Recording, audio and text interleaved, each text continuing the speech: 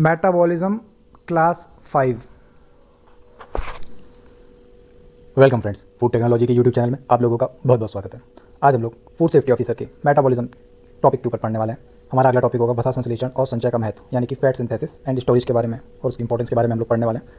Food safety officer की classes की playlist आप लोग हमारे फूड टेक्नोलॉजी यूट्यूब चैनल की प्लेलिस्ट में देख सकते हैं।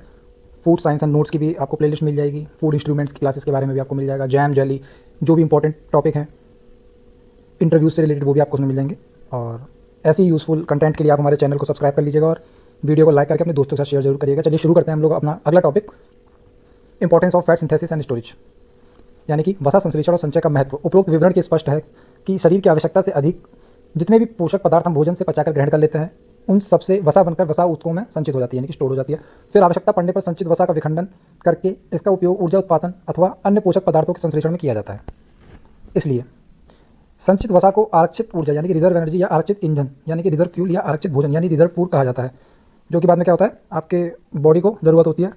इसी से जो ये रिजर्व फ्यूल है या रिजर्व इंजन है यही आपका बॉडी में फैट बढ़ाने के लिए काम होता है। जैसे कि पहले लिखा जा चुका है, आरक्षित ऊर्जा या ईंधन के रूप में यकृत तथा पेशियों में ग्लाइकोजन का भी संचय होता है, परंतु इस संचय की क्षमता शरीर में बहुत कम होती है। सामान्यतः ग्लाइकोजन की तुलना में लगभग 200 गुना अधिक एनर्जी वसा के रूप में संचित रहती है। ठीक है, कितने गुना? 200 गुना रहती है। ऊर्जा के लिए वसा का संचय कई प्रकार से अधिक लाभदायक होता है, यानी कई डिफरेंट टाइप से वो यूजफुल होता है।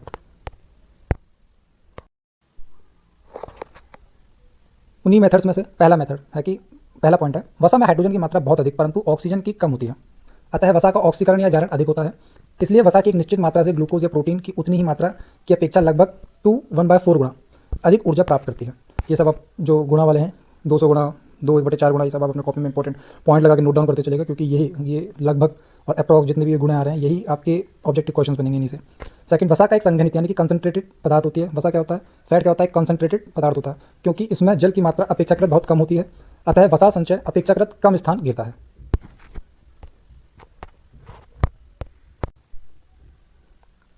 थर्ड पॉइंट है, जबकि ऊर्जा के लिए शरीर में ग्लाइकोजन के संचय की क्षमता बहुत सीमित होती है, लिमिटेड होती है, वसा के संचय की क्षमता असीमित होती है। ग्लाइकोजन की लिमिटेड होती है पर फैट की अनलिमिटेड होती है, स्टोरेज पावर। फोर्थ, ऊर्जा की पूर्ति करते रहने से अतिरिक्त संचित वसा का शरीर में अन्य पदार्थों की सामान्य मात्रा बनाए रखने में महत्वपूर्ण योगदान होता है। ठीक है, शरीर में वसा भंडारण का प्रमुख स्थान अर्थात प्रमुख वसा गोदाम त्वचा के ठीक नीचे का वसा स्तर होता है। इसे पेनिकुलम एडिपोसस, ठीक है, नोट डाउन कर लीजिएगा इस पॉइंट को। त्वचा के जो ठीक नीचे वसा का जो स्तर होता है, जो लेवल होता है उसका, उसे हम लोग क्या बोलते हैं? पेनिकुलस एडिपोसिस। ये इंपॉर्टेंट पॉइंट। वसा भंडारण के अतिरिक्त यहाँ एक तापरोधक यानी कि थर्मल इंसुलेटर स्तर का काम करता है और बाहरी दबाव के आंतरागों की सुरक्षा भी करता है। ओके,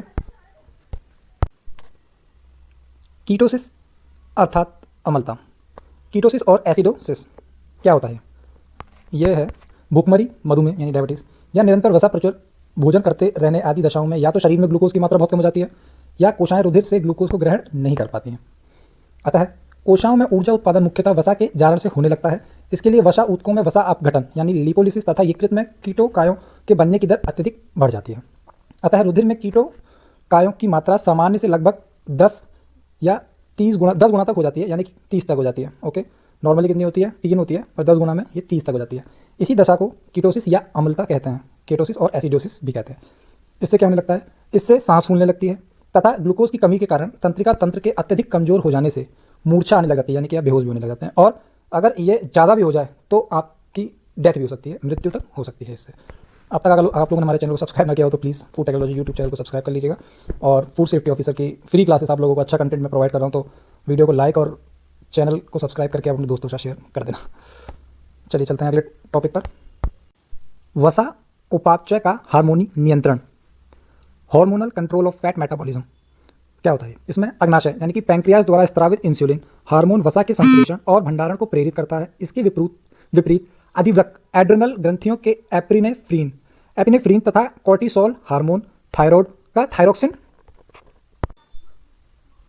तथा पिट्यूटरी का वृद्धि हार्मोन यानी कि ग्रोथ हार्मोन ऊर्जा उत्पादन के लिए वसा के अपघटन को प्रेरित करते हैं। मोटापा यानी कि फैटनिंग, यदि भोजन से शरीर की आवश्यकता से अधिक पोषक पदार्थ निरंतर शरीर में पहुंचते रहें तो वसा संचय निरंतर बढ़ता रहता है और त्वचा के नीचे का वसा स्तर मोटा हो जाता है। इससे शरीर मोटा और भारी हो जाता है। ठीक है, फैट भी बढ़ जाता है और बॉडी हैवी भी हो जाती है।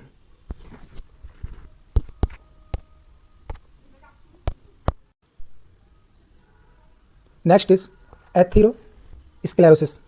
एथेरोस्क्लेरोसिस क्या होता है? भोजन में वसा की अधिकता, विशेषतः संतृप्त वसा की अधिकता रहने से रुधिर में कोलेस्ट्रॉल की मात्रा बढ़ जाती है। बढ़ा हुआ कोलेस्ट्रॉल प्राय जंतुओं एवं कैल्शियम लवणों के साथ रुधिर केशिकाओं की दीवार की भीतरी सतह पर जमा होने लगता है।